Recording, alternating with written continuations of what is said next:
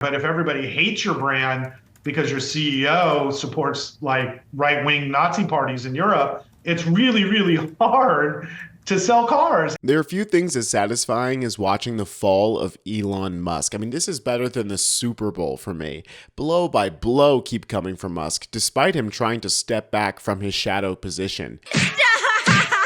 He's already dead. But the hits don't stop coming for the would-be chancellor. He's getting bullied out of politics, and I mean that literally. Musk wants to leave politics because he's tired of the attacks from the left.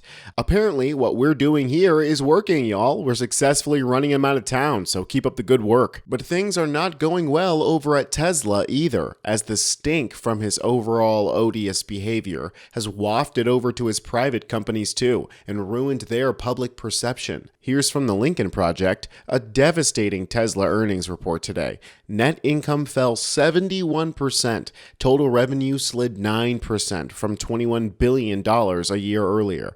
Tesla stock down 41% so far in 2025, suffered their worst quarterly drop since 2022. Musk is scrambling around trying to figure out what to do now that he's facing the consequences of his own actions.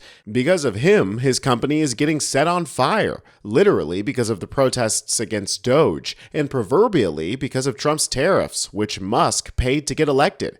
And during the earnings call that happened, he was licking his wounds, but he was honest about the fact that things are not going well. Elon Musk's empire suffering a major blow tonight with profits plunging more than 70%. And Musk, just moments ago, in a call that we've obtained, admits this reason as to why. There's been some blowback for the time that I've been spending in government with the Department of Government Efficiency, or Doge. There are some challenges, and I expect that this year will be, there'll probably be some unexpected bumps this year. Tariffs are still tough on a company when margins are still low. I just want to emphasize that the tariff decision is entirely up to the President of the United States. I will weigh in with my advice with the President, which he will listen to my advice, but then it's up to him, of course, to make his decision. There have already been a few very prominent and vocal investors of Tesla, real advocates for the company, turn on Musk and say it's time for him to pack it up, go the way of Trump steaks. So you are saying essentially if he's not prepared to quit that government job, he needs to go? Yeah, I think it's time. That's Ross Gerber, one of the top investors of Tesla, and he's not too happy with where the company is now that Musk has done a worse time driving than his autopilot. A critique that Gerber himself has for the company. I've got that clip for you, but if you made it this far, I want to thank you for liking and subscribing to Really American. I encourage you to do so if you haven't already. Tesla's best days are behind it at this point, and until something really changes in the direction and or leadership at the company, especially with the board of directors, to try to get the company back on track, I see sales continuing to decline, and with that, revenues, profits, and everything else. So energy storage can only save you so much, which it did save them in the quarter because that's been a very strong part of the business. But automotive sales were just dismal. What about all the other stuff, Ross? All the other reasons that people own this stock, right? The cheaper car that is supposed to be in production by the end of the first quarter, the robo-taxi, eventually the humanoid robots, the AI piece of it all. Is all of that enough at this point? Well, when you're an investor, you look at the future and you have to try to model out what that future looks like economically. And so obviously a lower priced car was the most sensible thing that Tesla could have built, and then they didn't build it. And now I don't know what's happening with this, but I don't think there's a lower priced car. So let's just move on from that. A lower priced car is actually just a used Tesla, which you can buy for $20,000 or so online right now. So if you want a low priced Tesla, it's called a Model Y. Just go buy one. They're all online, used. They're great cars at a ridiculously cheap price. Then you have another problem because then there's so many used Teslas for sale, they have no reason to buy a new Tesla except it has a light bar on it. The light bar on the Model Y and the new Model Y is very nice, but is it really going to convince a whole new legions of buyers when they don't even advertise? No. So then you've got robots and the future of cybercab. And the cybercab business is not a business I want to be in because I think it took Uber forever to make money. And now you've got Waymo's, and I'm in an area where Waymo is very active, and I watch Waymos drive incredibly well every day, while my full self-driving still is this clunky, software driving like a sort of like a 12-year-old. And so I'm really upset that the software doesn't work, and it's not even comparable to Waymo. So Waymo's expanding in all over the world now, and I just don't see how Tesla catches them. And Waymo's got money.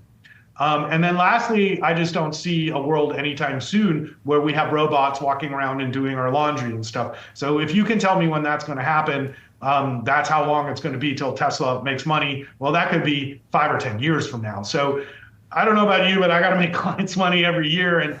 And Tesla just doesn't seem to be doing what it needs to be doing. Ross, you raise an interesting point about the cost of the car, because I know a lot of people who have been in like that, let's call it like that Audi BMW sort of market, and they get a Tesla because it's a whole lot cheaper than those kinds of cars. But I think for a lot of people, it's sort of associated as like a luxury vehicle. Now, the company's been very forthright. They wanted lower cost cars. They make lower cost cars. You can get lower cost Teslas. And I'm just wondering if there's like a timeline here upon which the strategy starts to look more at premiumizing the brand rather than this mass appeal, mass robo-taxi networks, all those sort of things that have defined the company in the last, I don't know what it is, 4, 5, 6 years. I would argue that Tesla was a premium brand when it started, and it's, and I was worried about this many years ago, it looking a lot more like Toyota in the future than Mercedes and BMW. And that's what's happened, is it looks a lot more like Toyota now, and people don't consider Tesla a premium brand anymore. And so, the mass appeal brand works if everybody likes your brand, but if everybody hates your brand because your CEO supports like right-wing Nazi parties in Europe, it's really, really hard to sell cars. And so when you want to have mass appeal, I highly recommend that you act in a way that appeals to the masses. And so I'm not sure what Tesla is anymore. It's certainly not a premium brand anymore. I wouldn't consider it a mass brand because most people actually hate Tesla now. It's probably one of the most hated brands that I've ever seen, and it sucks. It's really sad that Elon's allowed this to happen to the company. So I'm not sure what they do with their brand moving forward, and I don't think they can be a premium brand, and nor are they focused on the premium market. If you look at a Rivian or a new Mercedes or BMW EV, they're so much nicer than Teslas. What a complete joke of a company. Tesla produces less than a fifth of the cars General Motors does, and yet it has a valuation that's 20 times that of GM. Tesla is a cult of personality stock, and the effect is starting to wear off. Over the last year, General Motors would have been a better investment despite the high market valuation that Tesla has, and the flashy promises of its vagrant CEO. Musk is about 6-8 months from total collapse. I think that's enough time for me to revel in his misery. Schadenfreude, I think they call it. I'm Tony Hinderman with Really American, and I'll catch you next time.